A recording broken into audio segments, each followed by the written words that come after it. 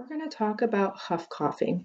Huff coughing is a way for you to be able to loosen secretions and be able to get them out effectively.